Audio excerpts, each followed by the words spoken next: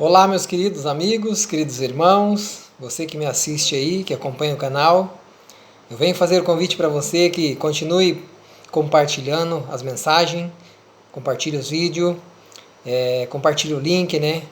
E peça para os seus amigos que assistam e que compartilhem também. E também se inscrevam no canal, para que nós possamos junto compartilhar a mensagem a mais pessoas. Só assim nós podemos ter um alcance maior, né? Com a mensagem de Deus, levar a mensagem a pessoas que precisam. Através desses vídeos, tem muita gente já procurando, tem muita gente querendo conhecer a verdade, e eu agradeço a Deus por isso, por esse privilégio que Ele está me dando, e eu fico grato por tirar um tempo para fazer isso. Por quê? Eu não estou perdendo tempo, eu estou ganhando tempo com isso. Eu estou ganhando, ajudando pessoas a encontrar o caminho de Deus. E queridos, pode ter certeza, não vou mentir para vocês. Este é o caminho, porque Jesus é o caminho, a verdade e a vida. E tudo que nós estamos falando está sendo provado na Bíblia, está escrito aqui. Jesus deixou um caminho para nós, um manual. E o caminho é a palavra de Deus, é a Bíblia escrita, este é o manual. E do jeito que ela está, não foi tirar, Ele não mandou tirar e nem acrescentar. Ah, mas alguns estão dizendo que a Bíblia é velha, é um livro que já está ultrapassado. É para quem não entende mesmo das coisas de Deus, né? Porque ele fala que as coisas de Deus têm que ser entendida, estudada espiritualmente. Senão será loucura para o homem. Tanto que as coisas do homem é loucura para Deus, né? Quando a gente faz essa troca aí, para Deus é loucura, e as coisas de Deus para nós, se formos tentar decifrar ela carnal, seria loucura também. Então nós temos que deixar o Espírito Santo agir em nossa vida para podermos ter esse discernimento, certo? Então o manual é esse, ele não é velho nem ultrapassado. A Bíblia, cada texto que você vai ler ele outra vez, ele se renova. A palavra de Deus, ela se renova a cada instante. Esse livro é mais novo do que as pessoas podem imaginar. A palavra que tem nele é palavra de luz, é o caminho, leva a vida.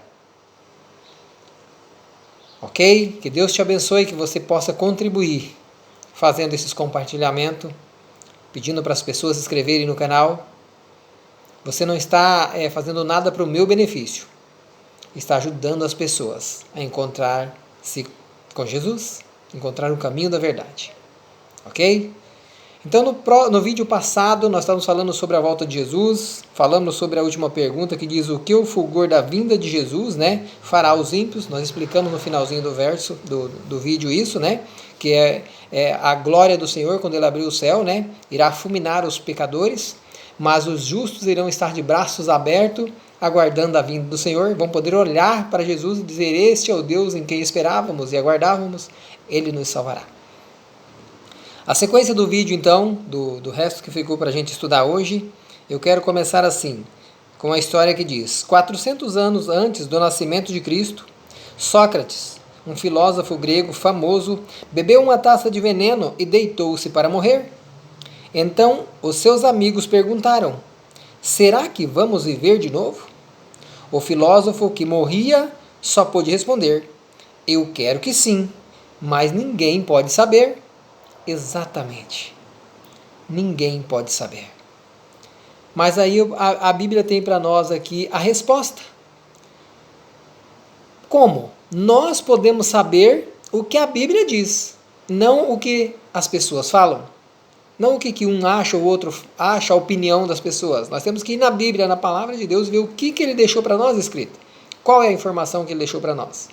O que precisamos saber, lembra? Está na Bíblia. Todas as respostas.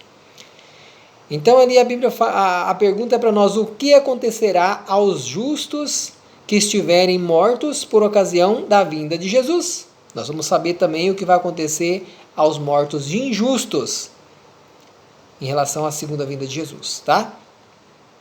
Então o que acontece? 1 Tessalonicenses 4, verso 16 diz assim, os mortos em Cristo ressuscitarão primeiro. Então, aqueles que morrem hoje, mas que morrem em Cristo, nós sabemos que Jesus deixou escrito para nós que eles vão ressuscitar primeiro. Se eles vão ressuscitar primeiro, você está entendendo que quando morreu não foi para lugar nenhum? Ressuscitar é quem está na terra vai ser chamado de volta. Não foi para o céu, não foi para o inferno, não foi para lugar nenhum, foi para a terra. voltou a ser pó. É isso que a Bíblia ensina. E os mortos ímpios também voltaram a ser pó. Então estão todos mortos dormindo ali na terra. Mortinhos. Aí quando Jesus volta, a pergunta foi, os justos que morreram, o que vai acontecer com eles? A Bíblia ensina que eles vão ressuscitar primeiro. Jesus vai chamá-los de novo à vida.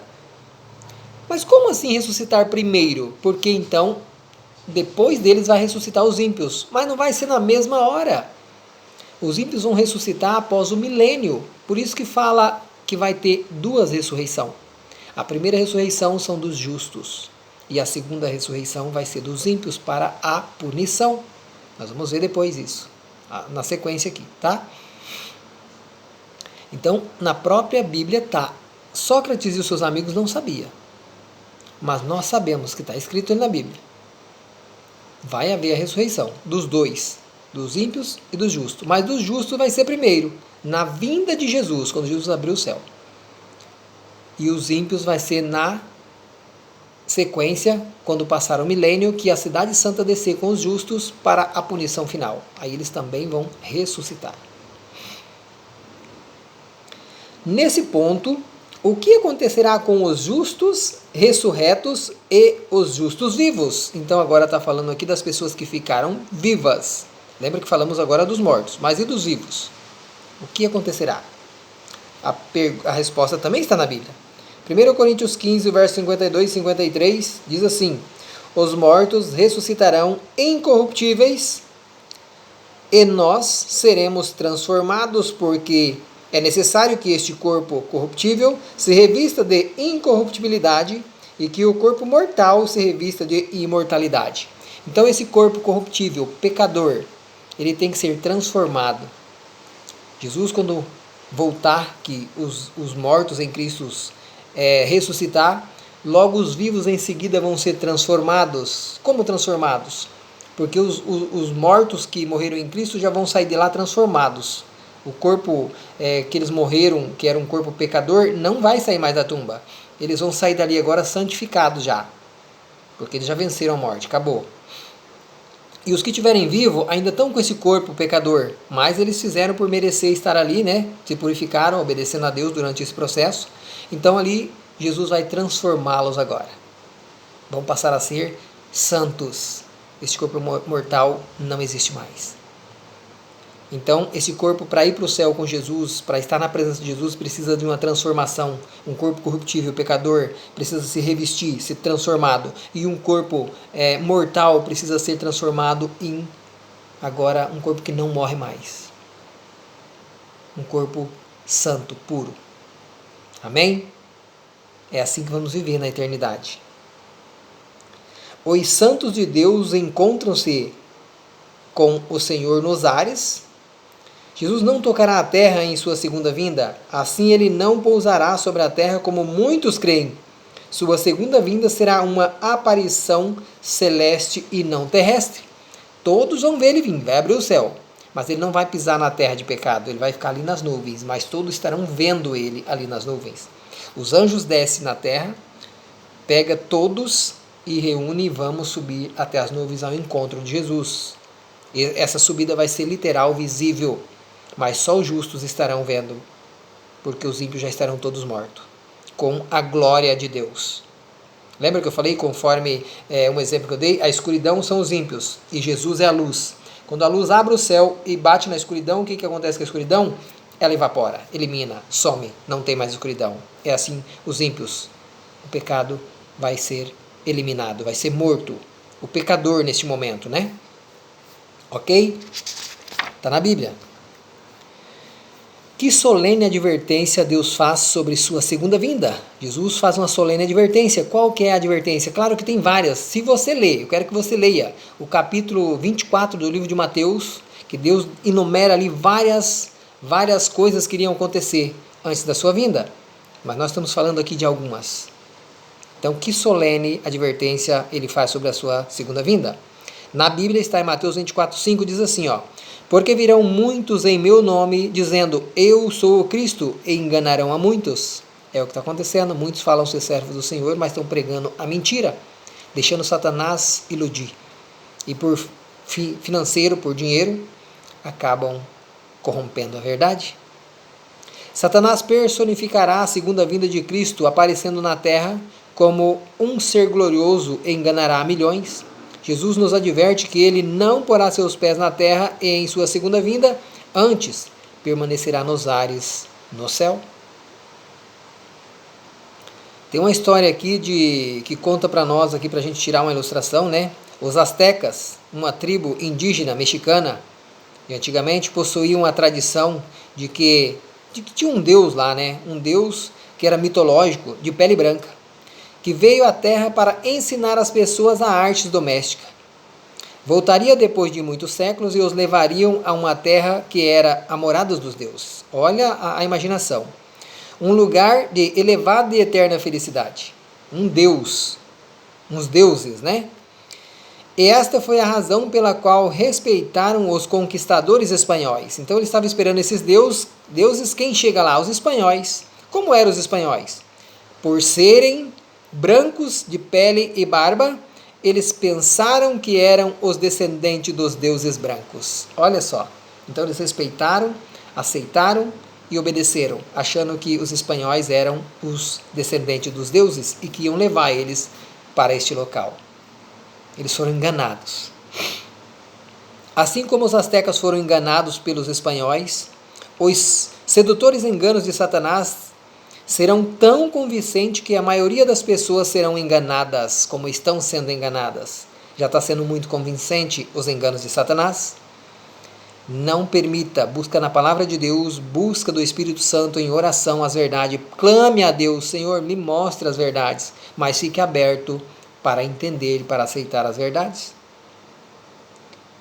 O que podemos saber sobre o tempo da volta de Jesus? Nós temos que estar preparados, porque quando que Jesus vai voltar? No capítulo 24 de Mateus, que nós estamos falando, ali dá a entender que Jesus falou, quando estiver perto da minha volta, irá acontecer todos esses eventos. Então nós já estamos sabendo que ele está muito perto. Se você ainda não conhece a história, leia Mateus capítulo 24. Certo?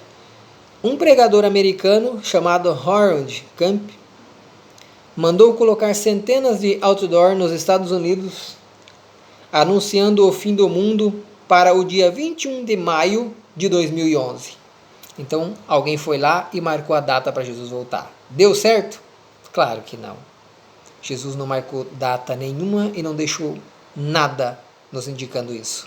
Ele só falou a proximidade da sua volta. Então, deu certo? Não deu certo. Olha o que diz Mateus, capítulo 24, verso 36.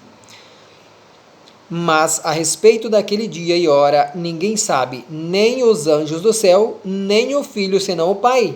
Esse verso também é mal interpretado por muita gente. Falta de entendimento. Quando aqui fala, nem os anjos do céu, os anjos não sabem. Aí ele fala, nem o Filho, somente o Pai. Claro, Jesus, quando ele veio aqui na terra, nasceu como criancinha, cresceu aqui, ele não sabia. Por isso que já está dizendo, o Filho enquanto ele estava aqui na terra. Quando Jesus ressuscita e volta para o céu, Jesus é o próprio Deus. Jesus e Deus é o mesmo. Quando ele volta para o céu, ele passa a saber novamente quando ele ia retornar, com certeza. Hoje, Jesus sabe quando ele vai voltar. Quando a Bíblia ensina aqui que nem Jesus sabe o momento da sua volta, é quando ele estava aqui na terra. Quando ele estava aqui como ser humano, passando por todo o sofrimento em nosso lugar. É nesse período que Jesus não sabia quando era o seu retorno.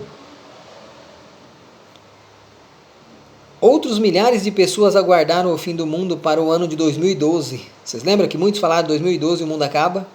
Baseado nas profecias do calendário maia. Mas a Bíblia tem uma advertência para os que insistem em difundir uma data para o fim do tempo. Somente Deus sabe o tempo exato da segunda vinda. Deus, Jesus, é o mesmo. Todas as datas humanamente fixadas para esse evento estão em desarmonia com a Bíblia. Mas Jesus deixou claro que quando virmos os sinais da sua vinda se cumprirem, Mateus 24, né?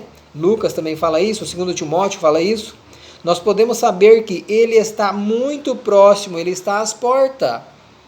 Esses sinais que está aqui na Bíblia, do capítulo 24 de Mateus, queridos, leia para você ver. Quando você lê ali, você vai ver que ele está para voltar. O único sinal que ele falou que falta para se cumprir seria a pregação do evangelho a toda criatura. Só que tem tantas maneiras de esse evangelho ser pregado a todas essas criaturas que, olha, não fique esperando. Através da natureza você pode saber que existe um Deus. O evangelho será pregado para você através da natureza. Quando você vê a beleza da criação de Deus, você deve respeitar que teve um Criador para fazer aquilo ali. Deve ter tido um Criador, alguém muito importante, muito poderoso para ter criado o mundo dessa forma tão bonito. As flores, os pássaros, tudo em harmonia. Então dessa maneira você já pode respeitar o Senhor, guardar as suas leis. E desta maneira Jesus já pode voltar para você e te punir se você não obedeceu, ou te salvar se você obedeceu. Mateus capítulo 24, verso 33 fala assim: assim também vós, quando virdes todas estas coisas, sabeis que está próximo às portas. Não está acontecendo tudo, guerras, terremotos, vulcões, furacões, o tsunami, chuvas de pedra, ventania, está um caos, o mundo está um caos. O mundo está pedindo socorro, o mundo está pedindo a volta de Jesus, a natureza está pedindo a volta de Jesus, mas o problema é, está você preparado para isso? Estamos preparados para isso? O manual é a Bíblia, se você não seguir o que está escrito na Bíblia, você não vai estar preparado. Você precisa prestar atenção nas palavras de Jesus, nos conselhos de Jesus na Bíblia, não no conselho do homem. Conselhos do homem que não está na Bíblia, não siga. Próprio Pedro fala isso para nós: antes importa obedecer a Deus do que aos homens. Eu não estou mandando você desobedecer aos homens, porque tem leis e regras para reger este mundo que também precisa ser obedecida, mas desde que não passe por cima das leis de Deus. Se Deus deixou para guardar os 10 mandamentos, vem o homem e fala: não, foi mudado, não precisa guardar esse. Quem que eu vou obedecer? Vou obedecer a Deus, os 10 mandamentos, não o homem que falou que mudou, porque em outro lugar nenhum prova que mudou. É só a palavra do homem contra a de Deus. Se você guarda a do homem, Jesus volta e fala: meu filho, era a minha, não a do homem. Você está perdido, tarde demais, não tem outra oportunidade. Mas, querido, se você guarda a de Deus e não a do homem, vai ser punido pelo homem, não tem importância. Deus fala que você vai ser chamado se ele te punir com a morte quando ele voltar. Ele vai te dar a vida quando ele voltar. Mas você obedeceu, então você não vai se perder.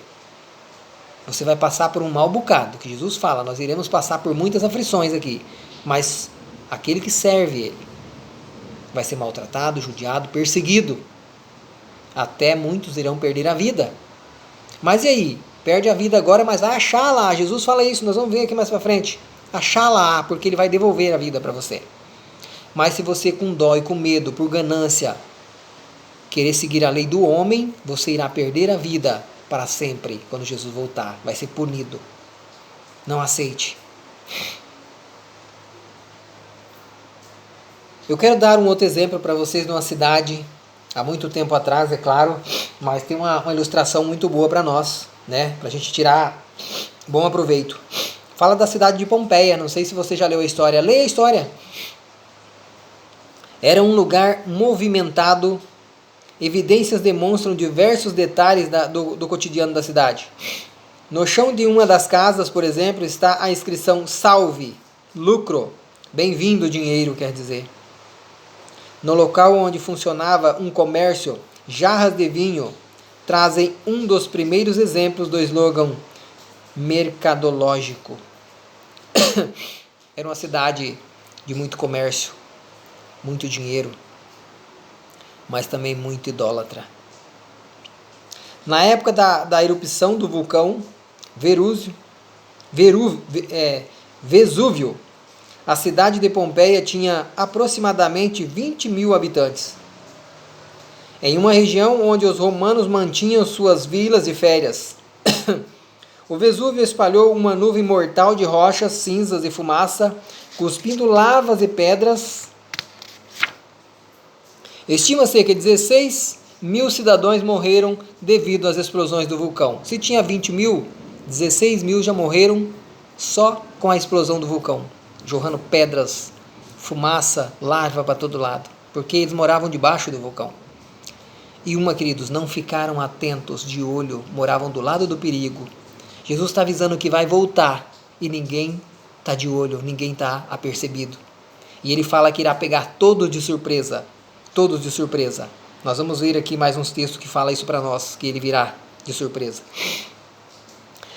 A maioria, evidentemente, né, não morreu ali na explosão do dilúvio, alguma parte boa, mas morreu depois com a fumaça, envenenados. Mas os que morreram parecem ter sido recolhidos no ato de fugir. Eles viram as estátuas, né, tipo, tentando correr, tentando fugir. Alguns agarrando objetos de valor ou abraçando suas famílias. Ainda mesmo assim, a hora da morte, as pessoas tentam levar coisas de valores. Você vê que incrível? Nem tenta salvar a sua própria vida somente, ainda quer levar valores. Foi o notável arqueólogo, né, Giuseppe, que tirou a dedução mais importante: as cinzas vulcânicas que sepultou aquela pobre gente, umedecidas pelas pesadas chuvas, solidificou-se em torno dos cadáveres, exatamente como num molde de escultor. À medida que os corpos se decompunham, deixavam suas formas impressas, que poderiam ser novamente enchidas de massa para formar uma estátua de terrível precisão. Ficou os buracos, né? Jesus fez uma comparação nos últimos dias ao que aconteceria como se fosse o dia de Noé. Esse povo não ficará apercebido morando debaixo do perigo. Se tivesse apercebido com algumas evidências que o vulcão estava tendo atividade, poderiam ter fugido. Jesus adverte também que ele está vindo e nós não estamos apercebidos. Olha o que ele fala para nós no livro de Lucas, capítulo 17, verso 26 ao 27. Lucas, eu vou ler com você. Capítulo 17, verso 26 e 27. Fala assim, ó: assim como foi nos dias de Noé, será também nos dias do Filho do Homem, a vinda agora do Filho do Homem. Comiam, bebiam, casavam, davam-se em casamento, até o dia em que Noé entrou na arca e veio o dilúvio e destruiu a todos. Olha a advertência. Foi avisado, foi pregado, ele construiu a arca e ninguém dando bola. Queridos, vai acontecer a mesma coisa. O povo estavam casando, festando. Eles estão esperando hoje acontecer um evento gigantesco, mostrar, poxa, Jesus está vindo mesmo, vamos correr. Não, você viu aqui como foi? As pessoas estavam trabalhando, estavam festando, casando, tudo normal, dia a dia normal. Aconteceu. Noé entrou na arca e veio a chuva. Quando Jesus for retornar no nuvens do céu, vai estar do mesmo jeito. As pessoas vão estar casando, festando, curtindo a vida, indo trabalhar. Jesus abre o céu. Tarde demais. Não espere um grande evento. O único grande evento vai ser a vinda do Filho do Homem abrindo o céu, mas aí já é tarde demais. O mesmo cataclisma ocorreu nos dias de Ló, pegando todos desprevenidos de surpresa. Foi nos dias aqui de Noé, e lá em Ló aconteceu a mesma coisa. Duas advertências para nós, dois exemplos para nós. Olha bem, o verso 28 e 29 aqui do capítulo 17 fala assim, ó: o mesmo aconteceu nos dias de Ló. Comiam, bebiam, compravam, vendiam, plantavam, edificavam. Mas no dia em que Ló saiu de Sodoma, choveu do céu fogo e enxofre e destruiu a todos. Olha a mesma advertência. Foram avisados com a pregação do evangelho. Ninguém quis saber. Um povo idólatras não quiseram. Deus vai lá, mandou o anjo ir lá e tira Ló. Quando tira Ló, imediatamente chove fogo do céu e destrói a todos. Mas Deus não destrói ninguém sem antes dar a chance e avisar. Ele avisou aquela cidade, foi pregado para eles. Eles não quiseram. E Ele está avisando eu e você hoje. Está nos dando a oportunidade de servir a Ele seguindo o que está na palavra de Deus. Queridos, eu falo para você, se você quiser conhecer a verdade, quiser um estudo, fala comigo. Comenta aí embaixo, deixa o número do teu WhatsApp. Nós podemos conversar. Podemos falar sobre esse assunto, porque é o meu dever te avisar. Agora, se você quiser aceitar, mas se você tem a mente aberta e um coração verdadeiro e quer conhecer sobre Jesus, a volta de Jesus, por favor, eis-me aqui. Não espere para ser tarde demais. Assim será na vinda de Jesus. Assim será na vinda de Jesus. Lucas 17, o verso 30, o 32 e o 33. 30. O texto fala: assim será no dia em que o Filho do Homem se manifestar. Vai ser de repente. Ninguém vai saber o dia nem a hora. Olha o verso 32. Lembrai-vos da mulher de Ló? Ela foi avisada, alguns foi avisado, até tentaram, mas vão se perder pelo caminho. A mulher de Ló se perdeu no caminho. Deixou a sua mente ser voltada para as coisas materiais. Querido, esqueça as coisas materiais, por mais que você tenha que viver aqui neste mundo por enquanto, mas não coloque em primeiro lugar. Coloque Deus em primeiro lugar. O 33. Quem quiser preservar a sua vida, perdê-la. E quem a perder, de fato, a salvará. Jesus não está falando para mim se matar, de maneira nenhuma. Ele só está falando que eu vou perder a minha vida aqui se for necessário, mas crendo em Cristo, fazendo o trabalho que Jesus me incumbiu. Só assim Ele vai me dar a vida novamente. E para a gente finalizar esse vídeo, para não ficar muito longo, amigos, logo terá morrido o derradeiro eco de chance que Deus nos convida para se entregar a Ele. Já já não dá tempo para mais nada. Agora é o que temos oportunidade de dizer: tudo entregarei. E permitir que o Rei do Universo exerça plena autoridade na sua vida. Nada temos a perder senão o nosso ansioso coração, inclinado ao pecado. Temos tudo a ganhar: paz, alegria, comunhão com Cristo, a vida eterna. Os sábios entenderão de imediato. A seguir, farão um coro com um convite divino.